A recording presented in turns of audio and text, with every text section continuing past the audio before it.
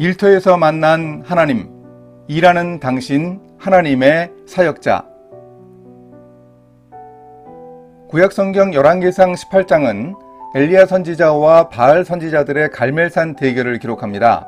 드라마라면 엘리야가 주연 배우이고 아합 왕도 비중 있는 조연입니다. 그런데 여기에 숨은 조연 한 사람이 나옵니다. 누구일까요? 아합이 왕궁 맡은 자 오바댜를 불렀으니 이 오바댜는 여호와를 지극히 경외하는 자라. 이세벨이 여호와의 선지자들을 멸할 때에 오바댜가 선지자 100명을 가지고 50명씩 굴에 숨기고 떡과 물을 먹였더라. 열왕기상 18장 3절 4절.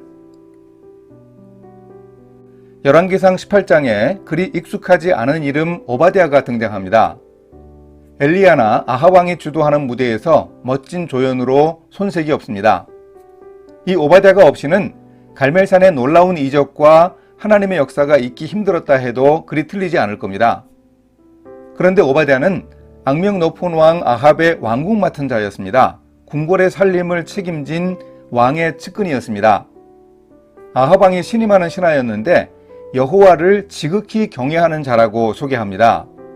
아니, 하나님을 지극히 경외하는 사람이 가장 악명 높은 왕의 측근 신하가 되어 그의 오른팔 노릇을 한단 말입니까?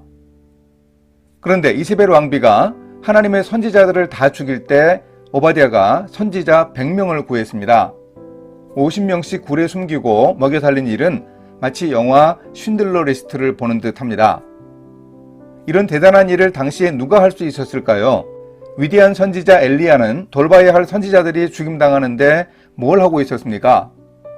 극심한 기근이 닥치자 자신의 입 하나 건사하기도 힘든 딱한 삶을 살고 있었는데 어떻게 엘리야가 이런 일을 할 수 있었겠습니까? 그런데 오바댜가 그 일을 했습니다. 또한 오바댜는 원수같이 지내면서 서로 얼굴을 보려고도 하지 않는 아합 왕과 엘리야 사이를 연결해주는 가교 역할을 감당했습니다. 아합 왕의 측근 신하인 오바댜였기에 이런 일을 할 수 있었습니다. 오늘날로 말하면 이른바 평신도였던 오바댜의 직업 자체가 하나님의 사역이었습니다.